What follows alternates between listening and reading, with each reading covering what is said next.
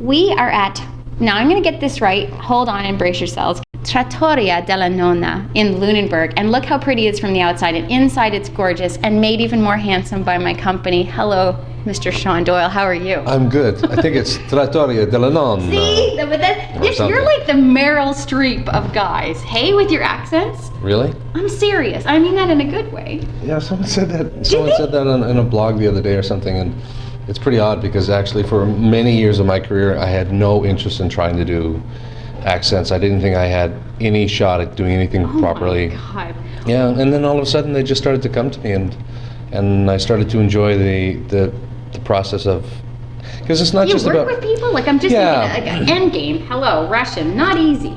Well, Russian's a perfect, that one and John A. actually, they're both really interesting examples of how it's one thing to learn the rules of doing a dialect, which is what scares the hell out of me, right? What are they? Well, for example, you've learned that for a Russian accent, the sound is in the back of the throat, and there's a lot of glottal stops, and there's all these technical terms, right? To how someone to talk. Say something like have a cough. Well, if you were going to talk like a Russian, everything would be big here, and you sound like Dolph Lundgren in Rocky IV, right? And but what's interesting for me, when I discovered that the reason if I have any ability with dialects, the reason I have them is because I start to take those rules and plug them into the actual character. Okay. Because every character speaks differently, just like every person in this town speaks differently, right? And so it's about finding out what the character traits are and how they influence how they talk. So, for example, with the Endgame character who does not talk like this because that it would not be very interesting for an audience to watch for too long. But they had to come up with something where the voice could go all over the place, right? And it suited him. Yeah, like exactly. Saying, You know, he had to be charismatic. He had to have different ranges, and so I developed what I called my Alberto VO5 accent. Lines happen out there. I solved it in here. It's all about strategy. Was that a great role for you? Did you love it? It was an amazing role. Yeah. It was a gift of a role. Yeah. Unfortunately, our country being what it is, the budgets for all our shows are ridiculously small, and so the workload that I had on a regular basis was very daunting. I mean, I've never worked this hard in my life. Yeah. 12, 14 pages every day of dialogue, and that guy talked all the time. Yeah, right? yeah. But no, it was a wonderful character, and the character, the joy of playing him really kind of centered around the fact that if I could surprise myself, I would surprise everyone else, and the character would come to life. Right. And if I couldn't surprise, if I wasn't willing to take those chances, then it just would have fallen on its face. So that's what you're looking for. Now we talked John A. We were talking a little bit off camera. Unbelievable, because I guess I didn't really do very well in history. I'm not going to kid you, but I was thinking, my God, if I had that show, I look at that dollar bill or that $5 bill. Is he on the 5? He's on the 5. 10. He's on the 10. See, I don't know what a 10 looks like. Anyway, see, I don't know anything but I will tell you, I didn't have any idea of the man, if that makes any sense. No, none of us did. And, you know, I was really, obviously I did a lot of reading for the character and whatnot, and he was a gambler. I mean, and I don't mean a literal gambler, but he gambled with things. He took risks all the time. He was a player, you know. Yeah. He was a lawyer who had feisty. He really got into politics. Yeah, he was feisty. Have you heard from George Brown? I wasn't expecting to. Don't be flippant. You've ruined everything. You've destroyed the country. We don't know that. We would have heard from him if the answer were yes. Well, we'll know soon enough, won't we? Why did you have to risk everything? It's not on my head, it's up to him. Yes, exactly. You've put our future in the hands of your personal enemy and dared him to thwart you, and now he will destroy us. Or he won't. Enjoy your last 5 minutes as premier. MacDonald! Well, have you word? This is a disaster.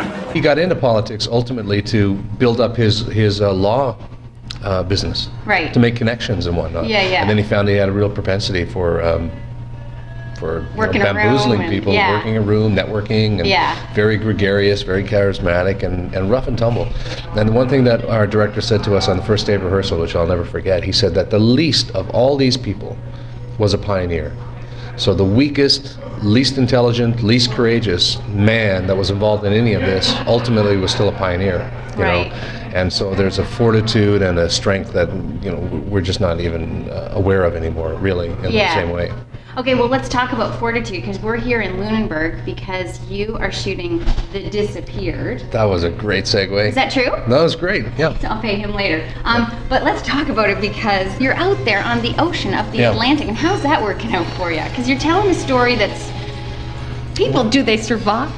Like, we can't, what do we know? Well, we don't know if they survive. In fact, it's an open-ended ending, which is the brilliance of the script. Remember The Perfect Storm? Yes. Like, I'm the girl in the theater when Mark Wahlberg is rowing up the wave. I'm like, he's gonna make it. Like, that's in my heart. So That's right. I just need to know going in. Am I looking at Kleenex? What am I looking at? No, well, I mean, I hope you look at some Kleenex somewhere during the movie, but Yeah. but I think we're really trying to tell the story the way that these people would tell the story, right? Like, I'm from Newfoundland, my brother's a fisherman, my uncles are fishermen. Yeah, that's right. There's no sentimentality. They do their work. There's a famous acting, a director and an acting teacher and a writer, David Mamet. Yes. And one thing he says is that when a carpenter or a piano player sits down to do their job, they're not imbuing everything with emotion. They're doing their friggin' job, right? A carpenter is building his chair or whatever it is. He's not crafting it with wondering how love, he's no. feeling about it. He's actually doing it. Right. And so it's the same with this. So these guys are so the story is that there's 6 guys and they're in 2 dories. They're sword fishermen who've been lost at sea. They're Dorothy Jean, their boat has gone down. They don't know where the hell they are. They're trying to pull to land, but they're not even sure if they've overshot it. Right. And it's really kind of about the interplay between all the characters, right? It's a very character-driven Well, story in a way. 6 guys and 2 dories. Yeah. That's pretty close quarters for Yeah, shoot. so Like, really it's a very kind holy. of, it's the juxtaposition between the claustrophobia of being stuck in these little dories and the immensity of the ocean. All right. But really all they're trying to do is survive. So in Yeah. the most dramatic scenes that we have, or even the most emotional scenes, they're not about emotion. They're about people trying to find a way to continue, Right. to survive, to get to land. And that's been the challenge. It's not to fall into sentimentality, to fall into the fact that these are fishermen and they're trying to get something done. Yeah. And that's been the challenge. And it's also been kind of the blessing of it too, because there's no acting required when you're out in 10-foot swells. Like we had to And do a you're scene. out there, like- Oh yeah, we're doing it, man. We're doing it. I had to learn how to row.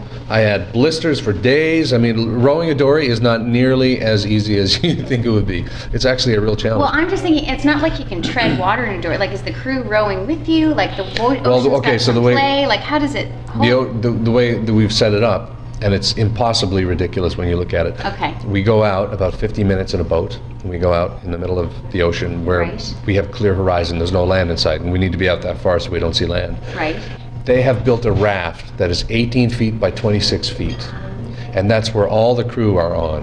It's just a raft floating in the ocean, with waves coming over it sometimes, and Equipped with a lot of those little white bags. yeah, no, they No, just everybody's- lean over the Oh. side. Yeah, they don't like that. People are starting to get comfortable with each other now and peeing over the side Oh, too. stop. See, I I'm didn't kidding. even I'm know kidding. that. I'm It's kidding. not that kind of sight. It's kind of not the publicity we should No, be putting out well, for the thing. anyway, but it's... So it's we got this raft, right? Okay. So it's like it looks like a postage stamp in the middle of the ocean. Yeah, right. It's so small.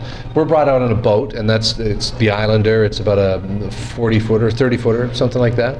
And from there we get transferred onto a Zodiac, and from the Zodiac we get transferred into our dories. Right. And the dories, although they're incredibly seaworthy, they're like corks in the water. Sure. They're just all over the place.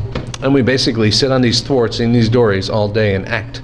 And there's hardly any acting involved, really, because you're really dealing with the elements. You're dealing with rowing in the swells. You're dealing with the wind, the cold. Yeah. It's pretty extraordinary. I've never done anything like it.